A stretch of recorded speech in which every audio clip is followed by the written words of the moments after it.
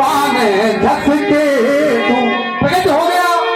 और जब प्रकट हो गया तो उसने क्या कहा, बोले पर हित लागी तजई जो देही। आइए,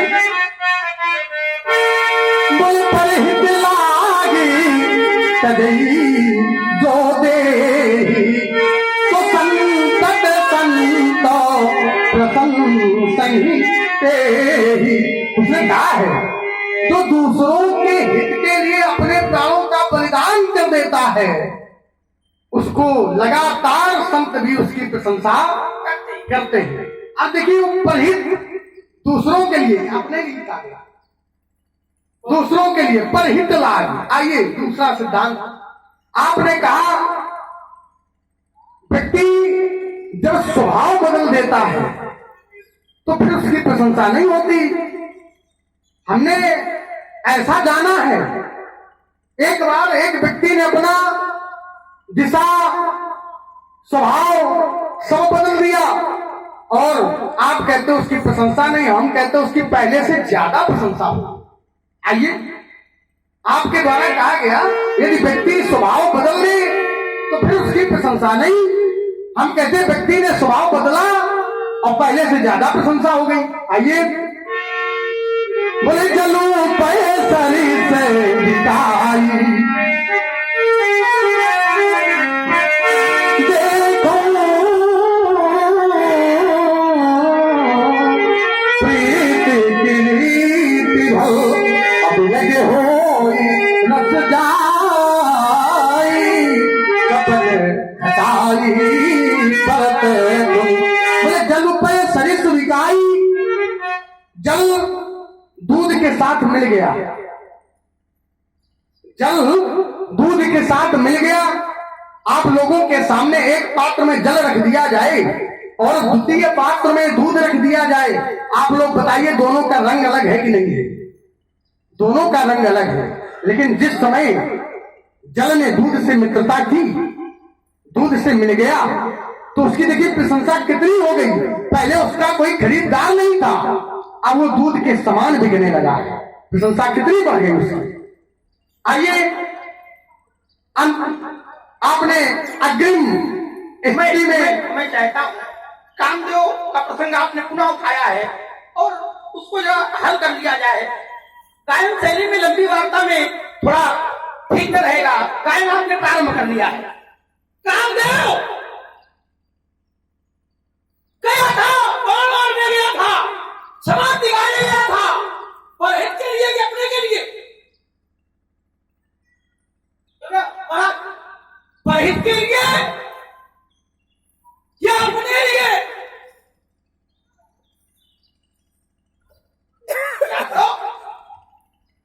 अपने लिए गया था, अपनों के लिए गया था, परहित में कहा गया था?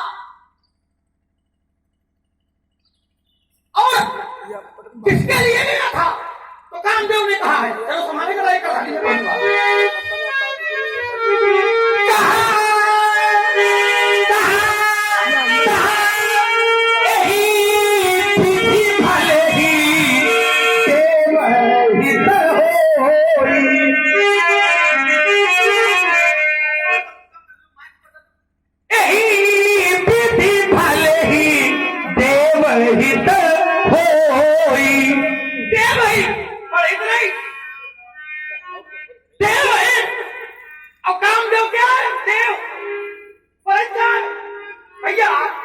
अपने परिवार का पोषण कर क्या परहेज है? भाई अपने परिवार समाज सेवा करके अपना घर बनावा है तो क्या परहेज है? उसने सोचा तो था परहेज, लेकिन गया परहेज में नहीं था। क्यों? क्योंकि सूरज नहीं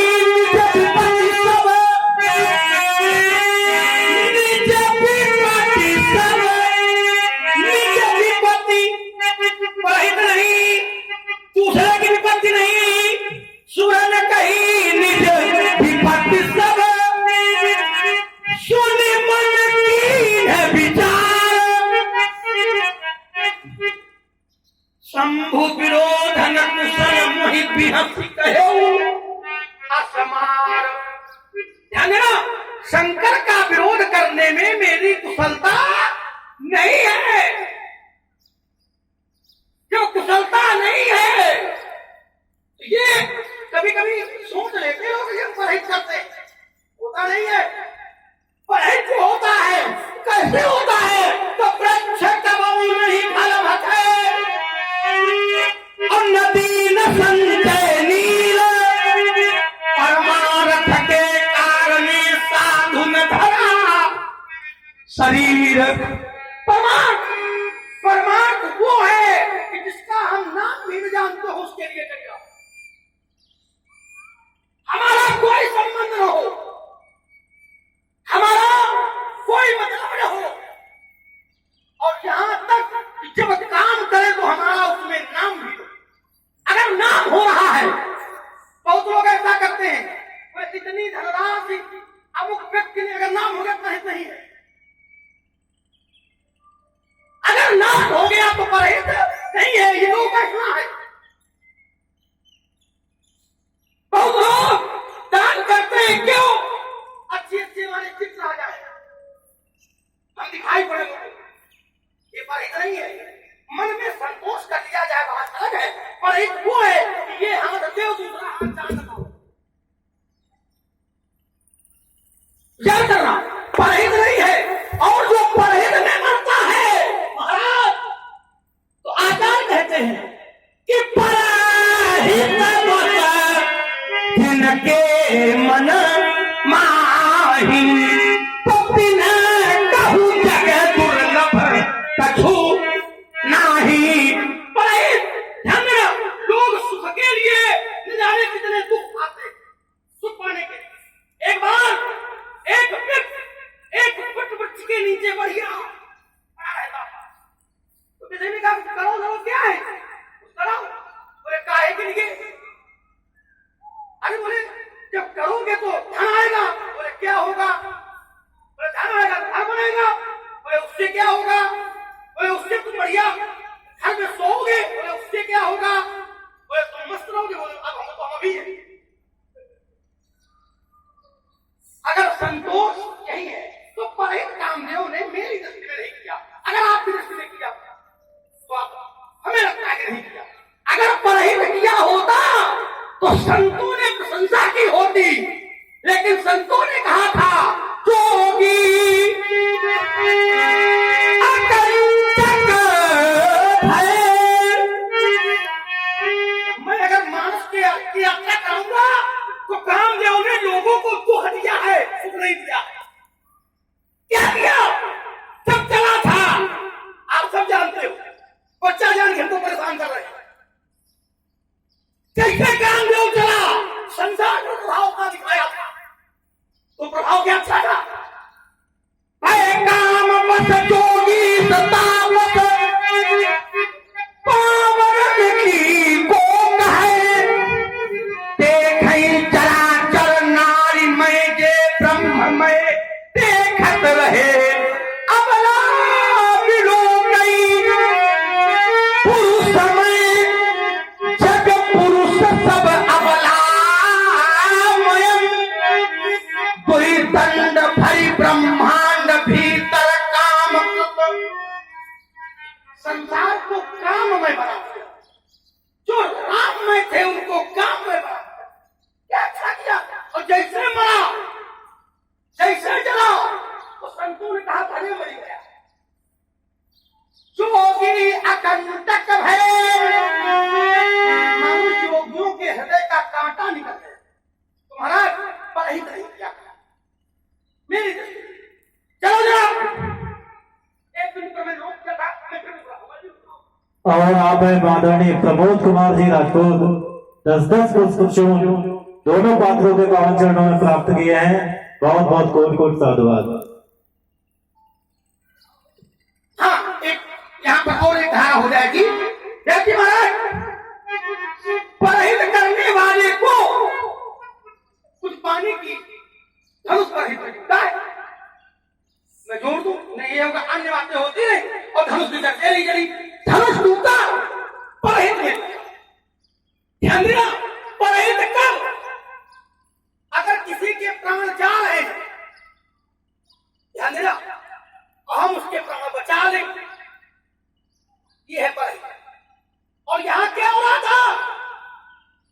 जब धनुष नहीं टूटा तो चिरंजीवी भी कष्टित थे, प्रजा भी कष्टित थी। तो विश्वामित्र एक संत ने कहा, अरे तो क्या करो? कहा उठा हो अमोका भंजऊ भवतापा अमे तो ताप जनक परी तापा। जनक के कष्टों को दूर करो। धनुष तोड़ने वाले का जनक जी से कोई संबंध नहीं है, नहीं था। है तो अब हो गया, नहीं था। और जनक जी के कष्टों को धनुष तोड़ने वाले ने दूर किया है। दूसरे के कष्टों को मिटाना ये पर कष्ट पहुंचाना पड़ेगा, नहीं है। और काम में उन्हें कष्ट पहुंचाया है। और जो अपने सुख के लिए दूसरों को कष्ट पहुंचावे, मैं एक छंद पढ़ने जा रहा हूं, कम सुनने को मिलता है, आज आप मैं सुनाऊंगा। और आप भैया बाबूराम मास्टर जी की तरफ से दोनों महानुभाव के चरणों में 25-25 पुष्प मुद्राएं भेंट की गई हैं। भैया जी को बहुत बहुत साधुवाद।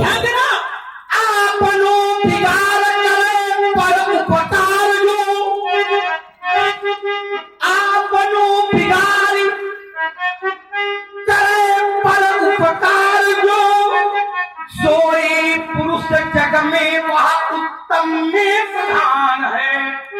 आपनो बनावे संग दूसरे की बनावे जौन, वही पुरुष जग में वह उत्तम के समान है। आपनो बनावे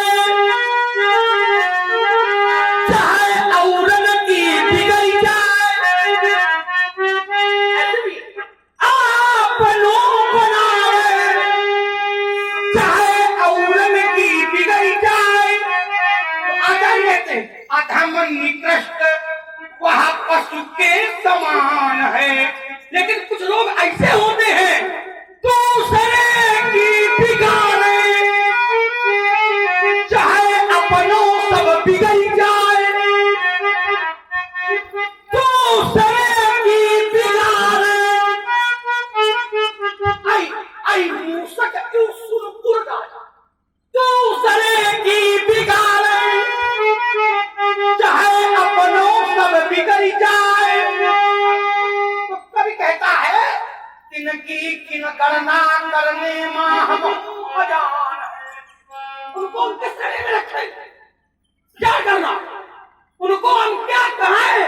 कभी कहता हम कुछ कही नहीं, क्या यहाँ करना है, परहित क्या है और स्वहित क्या है। हम धन सब अलग अलग क्षेत्र है और आपका भी अपना अलग क्षेत्र है। राजकुमार लक्ष्मण, भगवान बड़ा ही सुंदर प्रस्तुतिकरण आपके द्वारा किया गया। आपने जो परहित शब्द की व्याख्या की है, मैं शब्द पर चिंतन करने लगा कि परहित है क्या। तो चिंतन के उपरांत यह पाया कि पर माने दूसरों, हित माने अच्छा। यदि दूसरों का अच्छा हो जाए यही परहित है। विचार किया, पाया दूसरों का यदि अच्छा हो जाए यही परहित है। आपने कहा कि कामदेव गया लेकिन उसने परहित नहीं किया, उसने निज हित किया। अच्छा, कामदेव ने जो कार्य किया उससे हुआ क्या? कामदेव ने कार्य किया, भगवान शंकर के मन में क्षोभ उत्पन्न किया। भगवान शंकर की समाधि टूट गई। जब भगवान शंकर की समाधि टूट गई तो उसके बाद भगवान शंकर का विवाह हुआ। उसके बाद हुआ क्या है? भगवान शंकर का विवाह हुआ। अब विवाह हुआ, पुत्र का जन्म हुआ और उस जन्म के द्वारा, उस पुत्र के द्वारा राक्षसों का संहार किया गया। अब यदि काम न जाता यदि काम न जाता, भगवान शंकर के मन में क्षोभ उत्पन्न न होता, समाधि न टूटती, विवाह न होता, राक्षसों का संहार न होता, धर्म की रक्षा कैसे होती? विचार यहां करने की आवश्यकता है कि धर्म की रक्षा हुई, परहित हुआ। आपने कहा सुर ने कही निज विपत्ति, देवताओं ने अपनी विपत्ति बताई, लेकिन विपत्ति कोई बताए। परित शब्द जाति विशेष से नहीं है, परित शब्द व्यक्ति विशेष से होता है। परित शब्द यदि अपने शरीर के लिए कोई कार्य किया जाए तो निज हित है, अपने शरीर को छोड़ करके दूसरे शरीर के लिए कोई कार्य किया जाए ये परिहित है। इसमें जाति नहीं है, इसमें कोई समूहवाचक शब्द की उत्पत्ति नहीं है। नहीं, एक क्षण देखिए, हम वार्ता दूसरे की बहुत ध्यान से सुनते हैं, और आप जैसे अखाड़े के सुभट योद्धाओं की जब वार्ता सुनते हैं तो ऐसा लगता है कि यदि हम खड़े हैं यही बड़ी बात है। आइए, दूसरा चिंतन ये है कि आपके द्वारा कहा गया परित शब्द, देवता काम देव भी देव, और जिनके लिए गया वो भी देव, लेकिन जिनके लिए गया, देखिए अपने लिए गया, आपने दो शब्द दिए थे, अपने लिए, अपनों के लिए। देखिए अपनों के लिए जाया जाए ये भी परहित है, लेकिन जब अपने लिए जाया जाए ये निज हित है। अपने शरीर के लिए कोई कार्य किया जाए निज हित, और अपने तो सब हैं। सिद्धांत कहता है वसुदेव कुटुंबकम, ये वसुधा जो है ये हमारी परिवार है, तो यहाँ तो सब अपने हैं। अगर हम अपनों के लिए जाते हैं, कोई कार्य करते हैं, ये भी परहित है। आइए, आपने उदाहरण दिया, बोले एक बार एक गुरु ने परिहित के लिए एक व्यक्ति को आदेश किया। क्या किया? तुले उठऊ मुखे अभ्यंजऊ भवचापा, वह क्या मन में दऊताते जनक परतापा। बोले जनक का कष्ट दूर हो गया। आइए जरा इस पर भी विचार कर लेते हैं, क्या वहां परिहित हुआ है? आपने उसके पहले एक वार्ता रखी, बोले इस हाथ से दिया जाए, इस हाथ को ज्ञात भी ना हो, ये परिहित। बोले दिया जाए, देने वाले का नाम भी ना हो, ये परिहित। मैं जरा इस पर भी विचार करने लगा। यहां जिसको आदेश दिया गया उसका नाम है, उसको फल भी प्राप्त हुआ है। हम जो कार्य कर रहे हैं और हमको फल प्राप्त हो, ये परिहित है या निजहित है? आप लोग बताओ। निजहित है। अब जब वो गया, धनुष तोड़ा, तो तोड़ने के साथ एक फल लगा था। बोले भी नहीं विचार और बरही हटते ही, जो धनुष को तोड़ेगा बिना विचार के उसके साथ सीता का विवाह कर दिया जाएगा। यदि उसने धनुष तोड़ा है, राजकुमार लक्ष्मण आदेश दिया गया, धनुष तोड़ा गया, और जिसने तोड़ा उसको मिला क्या? उसको सीता रूपी फल प्राप्त हुआ। तो यहाँ परहित नहीं है, यहाँ निजहित है। आइए, आपने एक छंद देकर के प्रस्तुति दी, हम भी एक छंद देकर के कर रहे हैं। सवाल व्यास आपका तो पद कृष्ण द्वैपायन का है, बड़ा ही दुर्लभ पद है। सिद्धांत कहते हैं अष्टादश पुराणानि कृत्वा सप्तवती सुता है, 18 पुराणों के संकलन करता महर्षि कृष्ण द्वैपायन व्यासपीठ पर उपस्थित। आइए संभाले एक छंद। वहीं से सिद्धांत कहा था कि धनुष की वार्ता ना हो, धनुष यज्ञ हो रहा है। आइए धनुष यज्ञ से ही देखते हैं। बोले भरे भुवन घोर कठोर रवो रवि, और बाज तज मार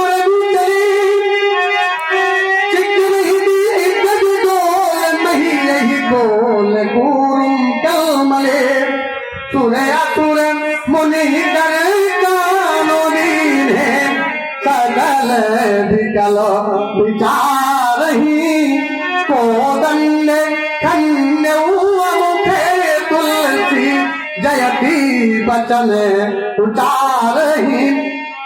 जो धनुष तोड़ने वाले ने धनुष को तोड़ा, उसकी जय जयकार हो रही, फल प्राप्त हो रहा है, उसने अच्छा कार्य किया।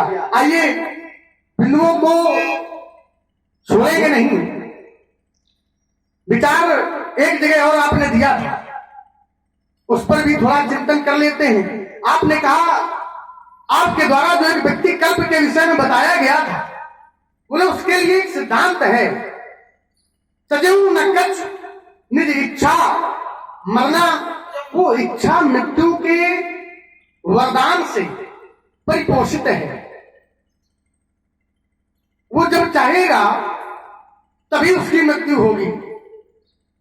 इसीलिए वो 27 कल्प तक वहां है और उसके आगामी समय में भी है। एक सिद्धांत हमने भी पढ़ा है, इच्छा मृत्यु वाला मर सकता है यदि वो चाह ले।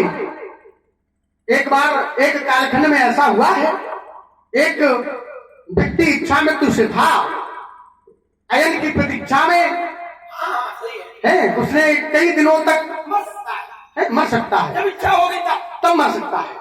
लेकिन एक सिद्धांत है कि देखिए, इच्छा मृत्यु और अमर, माने नहीं मर माने मरे, जो कभी न मरे उसे कहते हैं अमर। व्याकरण में वाक्यांशों में आता है जो कभी न मरे उसे अमर कहते हैं। हमने एक सिद्धांत पढ़ा था, एक व्यक्ति अमर भी था, अजर भी था, फिर भी उसे मरना पड़ा। आइए व्यास जी, बोले अजरे हमारे सो जीत न जाई, ओ हारे सुरे कई विधि लड़ाई। जो तो हारे, लेकिन क्या वो मरा नहीं? वो भी मरा, अमर था, अजर था, वो वृद्ध नहीं होता, कभी मरता नहीं, लेकिन उसे भी मरना पड़ा। तो जो अमर वाले को मरना पड़ सकता है, तो इच्छा मृत्यु वाले को भी मरना पड़ सकता था, किंतु अमर वाले, किंतु वो नहीं मरा। ये विचारशील बात थी। अमर की अवधि हो सकती है, जैसे देवता अमर है, इनकी भी अवधि है, लेकिन इच्छा में कोई अवधि नहीं। जब चाहोगे मरोगे, नहीं चाहोगे ना मरोगे। अब देखिए, ये जो आपने थाली पड़ी है, इसका अर्थ किया जाए, ध्यान देना, अजर अमर सो जीत न जाएगा। अमर शब्द किसके लिए प्रयोग किया गया है? अमर, ये यहां एक शब्द आया अमर, एक आया अजर। अजर माने जला रहे, अमर माने जो मरे ना। तो अमर कौन? देवता। अब देखो, ऐसे न भटकाओ हमको कि मतलब सब ऐसा ही करते हो, हम भ्रमित होते रहे, कहां आप क्या कर रहे हो? देखो कितना बढ़िया दांव खेला। अजर अमर, तो अरानी कहती है वो अजर अमर सो जीत न जाए, माने देवताओं से वो जीता नहीं जा रहा था। अमर माने देवता। क्या बात देंगे, ये कथा से मिलता है, अमर माने देवता, अजर अमर सो जीत न जाई, हारे सुर कर विविध लड़ाई तब विरंच संजाई पुकारे। और एक अर्थ ले लो, वो अजर अमर था नहीं, अपने को मान बैठा था, लोगों ने समझ लिया था अमर हो गया। क्यों? क्योंकि शंकर जी ने ये व्रत ले रखा था कि एहितम सती भेंट अब नहीं, अब मैं विवाह करूंगा नहीं। और उसने वरदान मांग लिया था कि शंभु शुक्र संभूत सुत सोई। तो शंकर के जब बेटा होगा नहीं, भगवान शंकर के बेटा होगा नहीं, जब विवाह करेंगे नहीं तो बेटा होगा नहीं, हम तो अमर ही गए। अब देवताओं ने भी समझ लिया कि अजर अमर सो जीत, अब उसको अमर लगा लो। अब यहां पर उसको अमर लगा, उसने सोच लिया था कि हम अमर हैं। क्या उसको अमरत्व का वरदान मिला था? वरदान अमरत्व का नहीं मिला था, वरदान उसने मांगा था कि शंभु शुक्र संभूत सुत, शंकर के शुक्र से संभूत जो पुत्र पैदा होगा वो हमें मारेगा। और शंकर बाबा बैठे समाधि में, तो लोगों ने समझा ये अजर अमर हो गया, था नहीं इसलिए मारा गया। दिया गया फिर वही सहज स्वभाव आ जाएगा। जब सहज स्वभाव छूटेगा, ध्यान ध्यान देना, तो गड़बड़ है। और सहज स्वभाव में छूटे, जैसे हमारा सहज स्वभाव क्या है, हम घर से किस लिए निकले? जो ब्राह्मणों को सतावे, जो मुनियों को सतावे, जो देवताओं को जिनसे कष्ट हो उनका विरोध करे। अगर परशुराम जी भी हमारे सामने आ गए तो हम इनका विरोध कर रहे हैं, माने अपना सहज स्वभाव नहीं छोड़ रहे हैं। तो हमारा मान तो है, आप छोड़ रहे हैं, गड़बड़ नहीं है, विषय केवल इतना है। और हम लोग घर से किस लिए आए थे? मुनियों की रक्षा के लिए। क्यों आए थे? ब्राह्मणों की रक्षा के लिए। और परशुराम जी से कौन दुखी है? कौन दुखी है? कौन डरे? कुमारस कहती है, हमारे आचार्य कहते हैं, क्या कहते हैं? एक लाइन दो लाइन कहूंगा, फिर आपको छोड़ आपका भारा कहा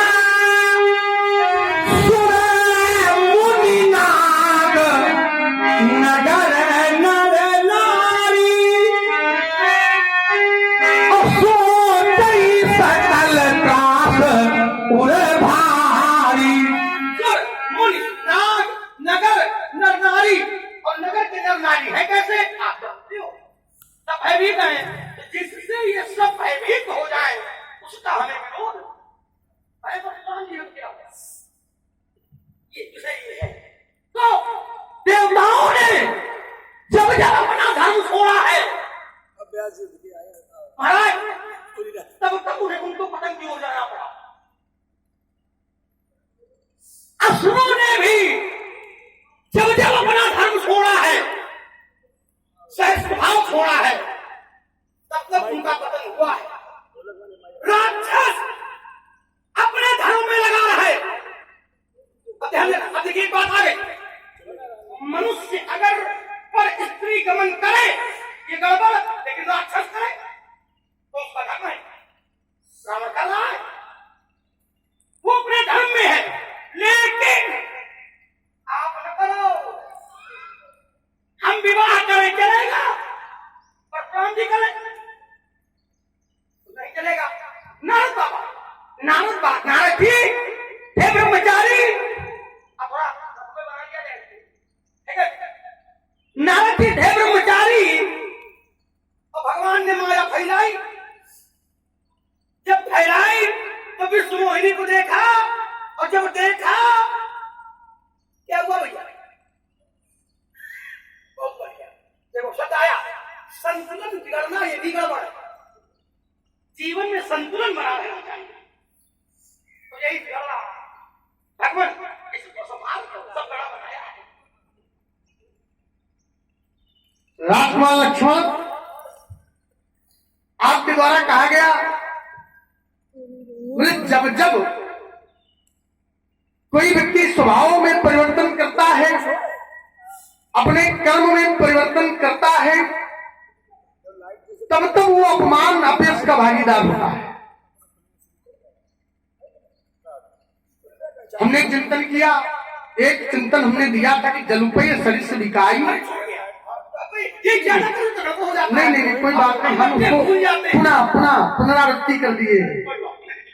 एक हमने सिद्धांत दिया था कि जलुपय सरिस विकाई, जल दूध के समान बिक जाता। देखिए स्वभाव में परिवर्तन हो गया। अब हमें क्या समझाओ, मैं समझ कम पाया। नहीं एक इसमें कौन अपना रंग बदल रहा है? आई बिल्कुल बता देते हैं। देखिए जल जिस समय अपना रंग बदल रहा है तो जल का रंग दूध के रंग जैसा होता है। अब ये दूध अपना रंग नहीं बदल रहा, दूध जैसा था वैसा ही है, लेकिन जल अपना रंग बदल रहा है। ठीक, अब जल ने जब अपना रंग बदला तो अपयश का भागीदार होना चाहिए था, नहीं हुआ। लोगों ने उसको ग्रहण किया। पहले जल की मात्रा को देखते हुए ग्रहण किया था, बाद में दूध की मात्रा से उसको ग्रहण किया। पहले उसकी कीमत थी लेकिन कम थी, जब दूध से मित्रता कर ली, अपना रंग बदल दिया तो उसकी कीमत तो बढ़ गई। आइए एक दूसरा चिंतन देते इसी विरासत से। आपने कहा जब जब व्यक्ति कर्म को बदलेगा अपयश का भागीदार होगा। अपने अपने कर्म से हटेगा, अपयश का भागीदार होगा। एक व्यक्ति अपने कर्म से हटा नहीं, अपने कर्मों पर ही डटा रहा, लेकिन फिर भी उसे अपयश मिला। आइए सिद्धांत देते हैं। रावण, उसका जो कर्म था, अपने कर्मों को कर रहा था। कर्म क्या कर रहा था वो? तो बोले जहां जहां देश देन दिस पावई नगर गांव पूरे आग लगावई। और क्या करता था? आइए, बोले मां नहीं मां तू पिता नहीं देवा, साधु तने करवा वही सेवा।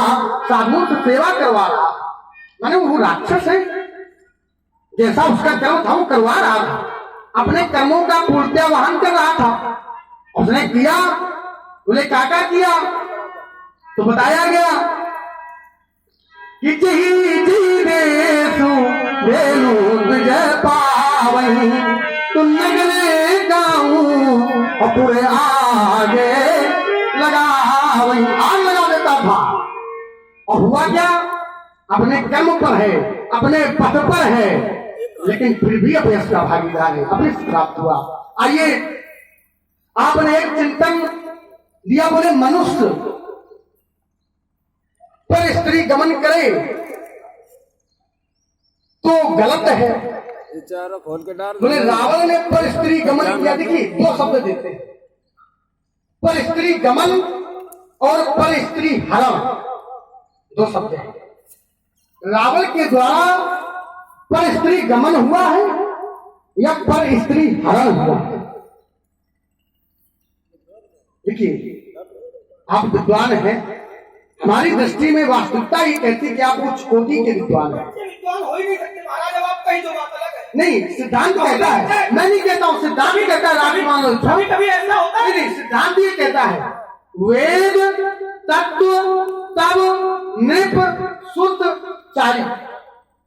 सिद्धांत कहता है, मैं देखिए वैसे नहीं बोलता हूँ, सिद्धांत कहता है कि राजा आपके चारों पुत्र वेद के तत्व हैं। देखिए, तत्व वेद नहीं है, वेद के एक बात बताइए, नहीं, आपने कहा हरण और बड़ा, हमारी बात सुनिए, हम बोलेंगे उसके उपरांत आपको बोलो, हम सहसा सुनेंगे, ऐसी बात नहीं है। वेद के तत्व हैं,